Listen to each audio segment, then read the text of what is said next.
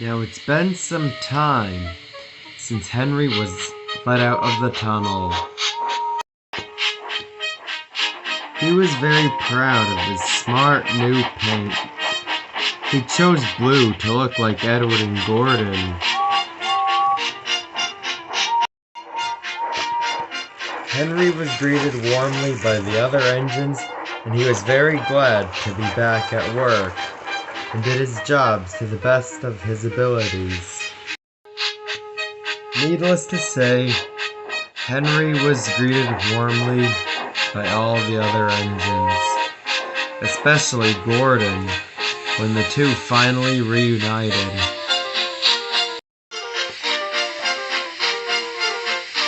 But of course, in life, there's always going to be haters.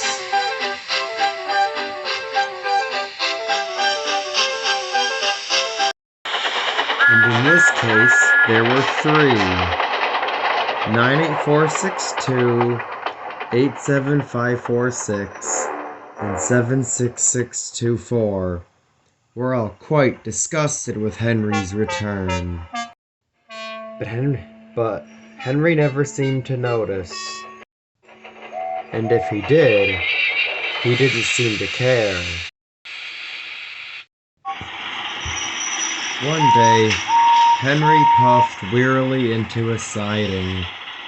The local train had been heavier than usual, and he was looking forward to a nice rest before his next train. Then the troublesome trio slid into the yard.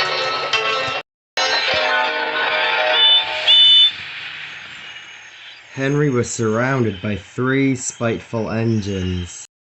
The slyest of the bunch, 98462, slid up to him. "Can I help you?" asked Henry, confused. "Yes, but let us introduce ourselves first. I'm 98462. That's 87546. And the red engine is none other than the great 76624. Aren't we the most graceful engines you've ever seen?" "Oh, I know all about you. I've heard about you from Edward." "Oh, Edward. You mustn't believe everything that Steampot tells you." "Steampot? That's exactly how he described you. A vicious steampot." "Oh, who cares what Edward says? He's just a little engine. What did Gordon say about us?" "Gordon says you're so non-existent to him, he'd have no reason to bring you up in further conversation." "Oh, I'm sure he was just joking. He knows he likes us." "Anyway, we're here with a deal." "What sort of deal?" asked Henry. "How would you like to be part of our big engines group?" "We are going to bring this railway to its knees. This railway needs us. We don't need it. We are going to dominate, destroy, and reconstruct in our own image.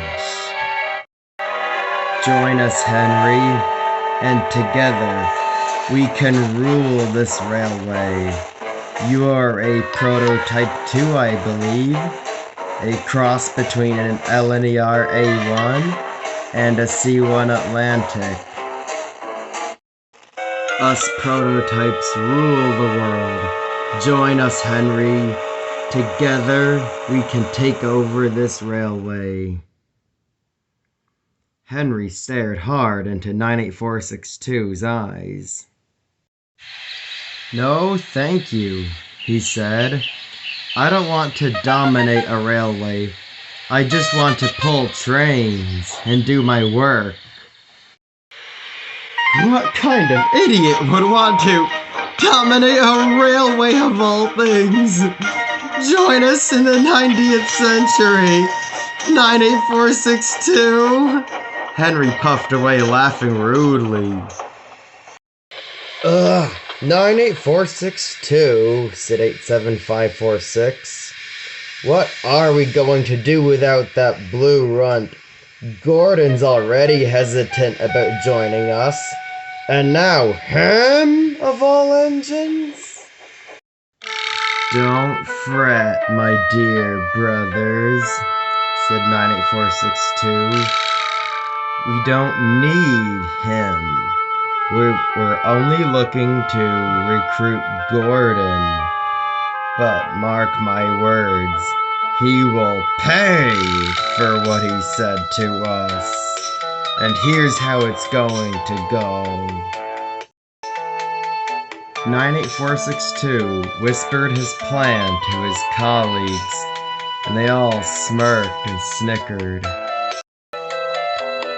Then they all puffed back to the sheds, smirking to themselves.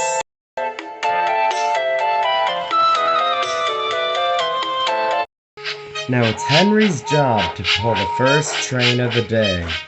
At first, he treated everyone with respect. But soon enough, things started to change. Henry began to loudly let off steam and blast his whistle before leaving. It frequently scared anyone who was nearby.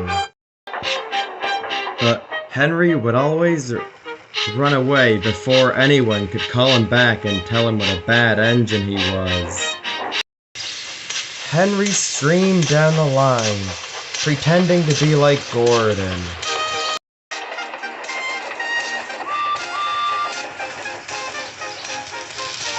By the way that I'm going, I should take over the express.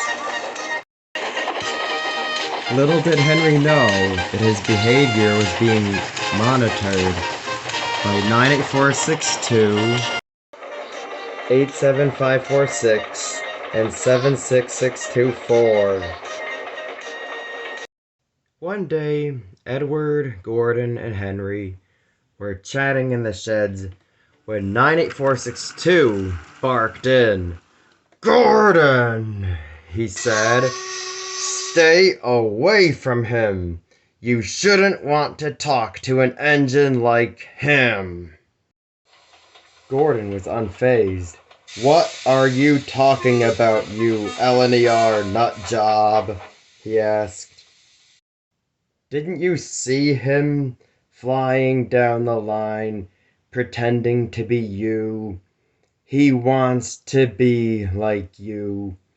Why else do you think he chose his blue paint over his spectacular LNER livery? He wants to be you, Gordon. And soon enough, he's going to replace you and be the engine to have you scrapped." 87546 bubbled up. "Yes, Gordon. I heard him just the other day saying how he should replace you as the Northwestern Express engine. Isn't that just so pathetic?" Gordon turned to Henry with a look of disbelief. "Henry, that's not true, is it?" Henry was looking rather pale. "Well, it's not exactly true." But Gordon didn't let him finish. Everyone watched as Gordon calmly left the sheds, without forgetting to blow smoke at Henry. 98462, 87546, and 76624 all smirked at each other. Gordon rolled away to spend the night at Tidmouth Sheds. That night, Gordon slunk into the sheds. He was glad it was partially empty. "Hello, Gordon," teased Thomas. "Afraid of the dark, so you came to sleep with a little tank engine?" Gordon didn't answer. He was too cross. Hopefully one day Gordon will learn that it was all the lies and tricks of the troublesome trio and not exactly the full truth.